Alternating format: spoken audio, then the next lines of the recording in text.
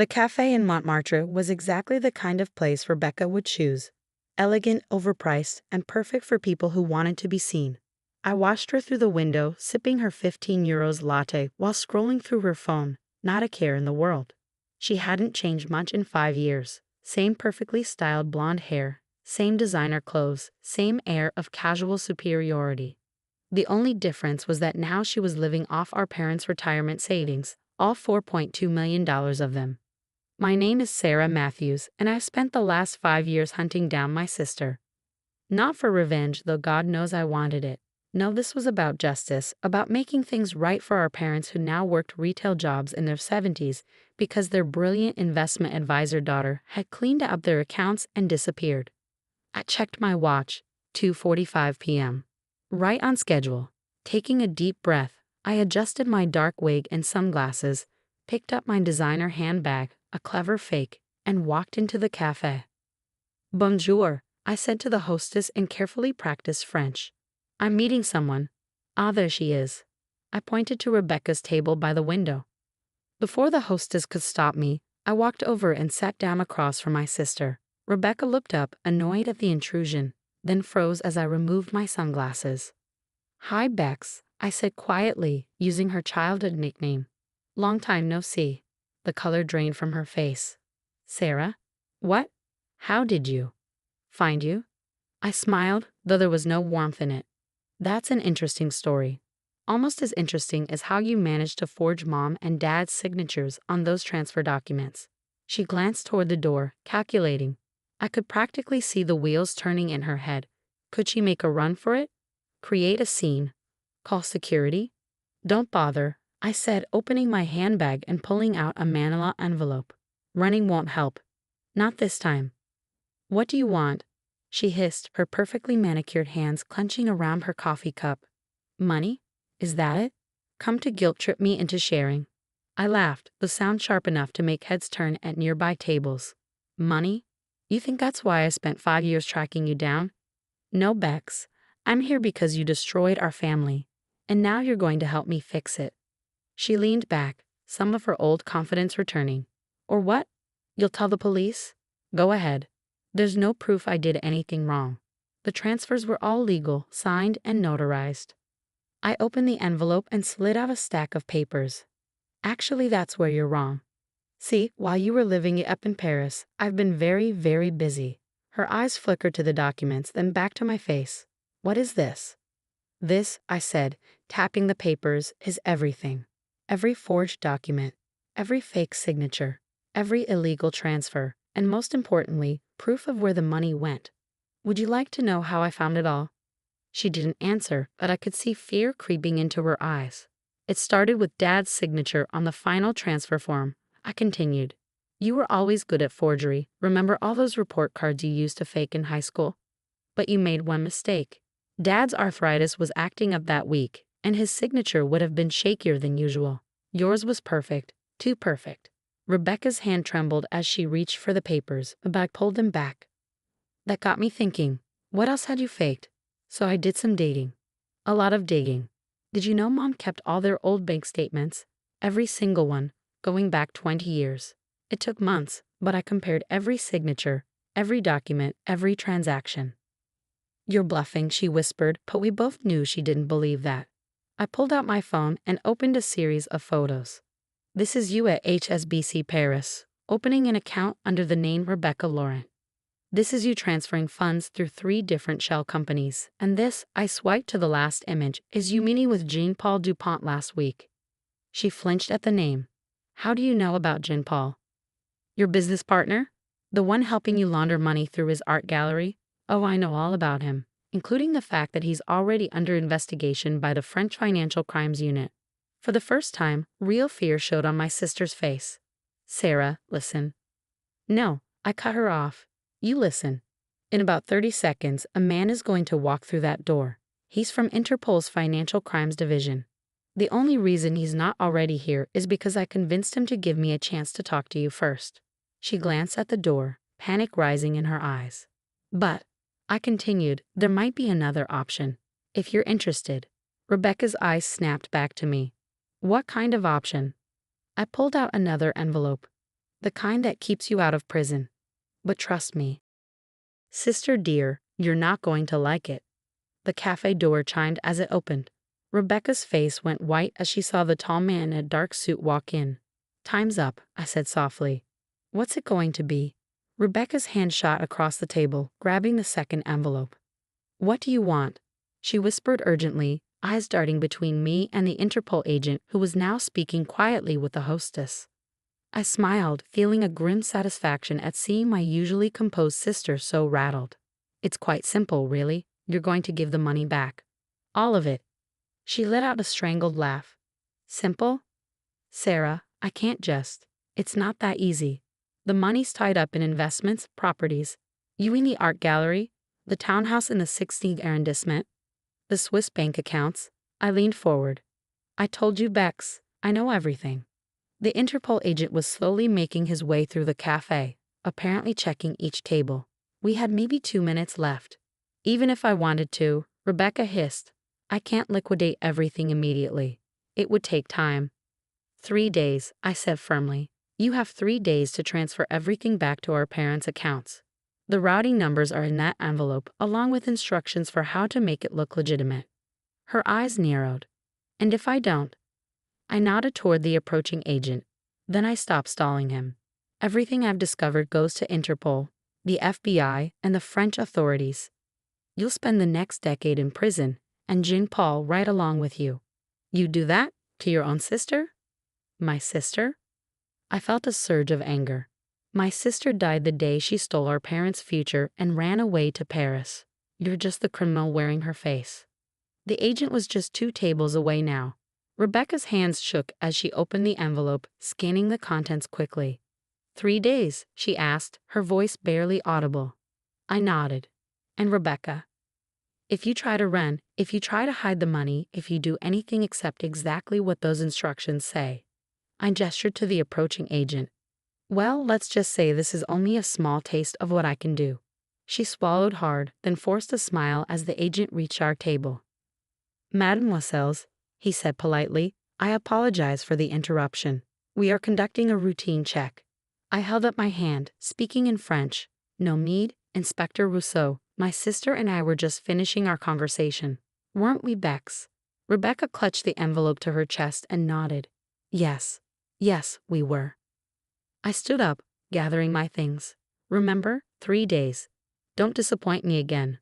As I walked out of the cafe, I heard Rebecca engaging the inspector in rapid French, probably trying to appear normal, unworthy of suspicion. But I knew her too well. She was already planning, calculating, trying to figure out a way around this. What she didn't know was that I had planned for that too. Back in my hotel room, I called the one person who had helped make this all possible. It's done, I told Marcus, my voice finally betraying my exhaustion. She took the bait. Marcus, my best friend since college and now one of the top forensic accountants in New York, chuckled. Of course she did. You didn't give her a choice. But do you really think she'll do it? Return the money? I sat down heavily on the bed, kicking off my heels. She'll try to find a way out first. Probably contact some of her shadier friends, look for escape routes. But when they fall through because we've already blocked them all. Marcus interjected.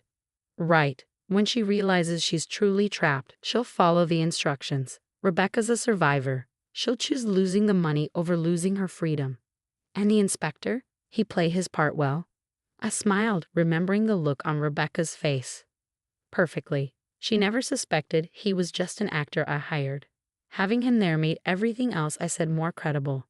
Speaking of credible, Marcus said, his tone turning serious. What about the real authorities? You know she's actually guilty of everything you accused her of. I know, I sighed. But prosecuting her wouldn't get our parents' money back. This way, if she cooperates, everyone wins. She stays out of jail, our parents get their retirement back, and I paused. And you what? And I can finally stop hunting her, stop letting her take up space in my head. After hanging up, I walked to the window. Paris sparkled in the evening light, the Eiffel Tower beginning to glow against the darkening sky. Somewhere out there, my sister was probably frantically trying to find a way to outsmart me. Let her try. I'd spent 5 years becoming an expert in financial crimes just to understand how she'd done it. I learned French, studied international banking laws, built a network of contacts in the financial world. I'd sacrificed my own career, used up my savings, dedicated every waking moment to this pursuit. Rebecca had always underestimated me. To her, I was just the quiet younger sister who played by the rules. She never understood that playing by the rules had taught me exactly how to break them when necessary. My phone buzzed. A text from one of my contacts at the airport. Rebecca had just tried to book a flight to Singapore, only to find her passports, all three of them, mysteriously blacklisted. Another buzz, her attempt to wire money to a Cayman Islands account had been blocked. A third message, her call to Jean-Paul had gone straight to voicemail because he was currently in police custody on unrelated charges. Charges that would disappear once Rebecca returned our parents' money, though she didn't know that part yet. I smiled as the messages kept coming in. Every escape route closing, every backup plan failing. I'd spent 5 years building this cage around her, making it look like coincidence and bad luck rather than careful planning. By tomorrow, she'd realize she was trapped. By the day after, she'd understand that her only way out was through me. And on the third day, our parents would wake up to find their accounts restored, their future secured. As for Rebecca, well, that would depend entirely on her next move. On the third morning, I sat in my hotel room watching the numbers on my laptop screen. 3 separate banking apps were open, each showing our parents' accounts. At exactly 9 a.m. Paris time, the first transfer came through, 1.2 million euros. My phone buzzed. A text from Marcus. It's starting. She's actually doing it. I didn't reply, my eyes fixed on the screen as more transfers appeared. By 9:15, the total had reached 2.8 million euros. Rebecca was cutting it close.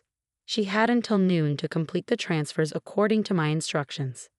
At 11:30, my phone rang. Rebecca. I've done it, she said without preamble, her voice tight. Every cent. Are you happy now? I checked the final totals. $4.2 million, exactly what she'd stolen. You did what you had to do, nothing more. So that's it, she laughed bitterly. You've ruined everything I built here, and now you just walk away. Everything you built? I felt my careful control slipping. You built nothing, Rebecca. You stole from our parents, from the people who gave you everything. They're working at Walmart at 70 years old because of you. There was a long pause. I never meant for that to happen, she said quietly. I had debts, and then an opportunity came up, and I thought I could double their money, make everything right. Save it? I cut her off. I don't care about your excuses. The money's back where it belongs. That's all that matters. What am I supposed to do now? For the first time, she sounded scared. I have nothing left. You have exactly what you deserve, I replied. But since you complied with my demands, I'll keep my end of the bargain. The authorities won't hear about this from me. Sarah, wait. I hung up, cutting off whatever plea or manipulation she was about to attempt. 5 years of pursuit, of sacrifice and determination, and it ended with a simple phone call. My hands were shaking as I dialed another number, home. Hello, my mother's voice, tired from another early morning shift. Mom, you should check your bank account. What? Sarah, what are you talking about? Just look, Mom. Please. I heard shuffling, the clicking of a keyboard, then silence. Mom? A sob broke through the phone. Sarah, how, is this real? It's real, Mom, all of it. You and Dad can retire now. For real this time. But how did you? She stopped. Rebecca, you found her? Yes, I said simply. I found her. Where is she? Is she okay? Classic mom, still worried about her eldest daughter even after everything. She's fine. Better than she deserves to be, but she won't bother us again. After promising to explain everything when I got home, I hung up and walked to the window. Paris was bright and clear, the morning sun glinting off the buildings. Somewhere out there, my sister was probably already planning her next move, figuring out how to rebuild. That was who she was, always moving forward, never looking back at the damage she left behind. But this time, she'd be doing it without our parents' money, without the safety net she'd stolen. My phone buzzed again. Marcus, you did it. It's really over. I typed back, Not quite. One more thing to do. Opening my laptop, I sent a single email to Jean-Paul Dupont's lawyer. As promised, the evidence that would clear him of his current legal troubles was attached. Honor among thieves, even if they didn't know they were working for me. Then I began booking my flight home. But not before sending one final message, but one that would ensure she could never pull this kind of scam again. Ask Rebecca Matthews about the $4.2 million she stole from her elderly parents. Ask her what happened when her sister caught up with her. Petty, maybe, but sometimes justice needs a little help spreading the word. As I packed my bags, I thought about the past 5 years. I put my life on hold, spent every resource I had, learned things I never wanted to know about the dark side of international finance. Was it worth it? My phone buzzed one last time, a photo from Dad. He was holding his retirement notice, grinning like I hadn't seen him grin in years. Mom was beside him, crying happy tears. Yeah, it was worth it. That evening, as my plane took off from Charles de Gaulle Airport, I looked down at the city where my sister had hidden for so long. Paris would recover from Rebecca Matthews. Cities always do. Just like our family would recover, stronger now that the wound had been cleaned and bandaged. I thought about Rebecca, probably already working on her next reinvention. Part of me wondered if I should feel guilty about taking everything from her. But then I remembered our parents working doubles at minimum wage jobs because their daughter had stolen their dreams. No, I decided. Rebecca had made her choices. Now she had to live with the consequences. As for me, I had a family to go home to and a life to restart. 5 years of obsession and pursuit had changed me, taught me things about myself I never knew. I was stronger than I'd thought, more capable than anyone, including Rebecca, had ever given me credit for. My phone buzzed one last time as we reached cruising altitude, a text from an unknown number. "This isn't over, little sister." I smiled, typing back, "Yes, Rebecca, it is. And if you ever try anything like this again, remember, I'll find you. I'll always find you." Then I turned off my phone, ordered a glass of champagne, and watched the sun set over the clouds. Sometimes the best revenge isn't about destroying someone. It's about protecting the people they tried to hurt. Our parents had their future back. Rebecca had her consequence. And me? I had my peace.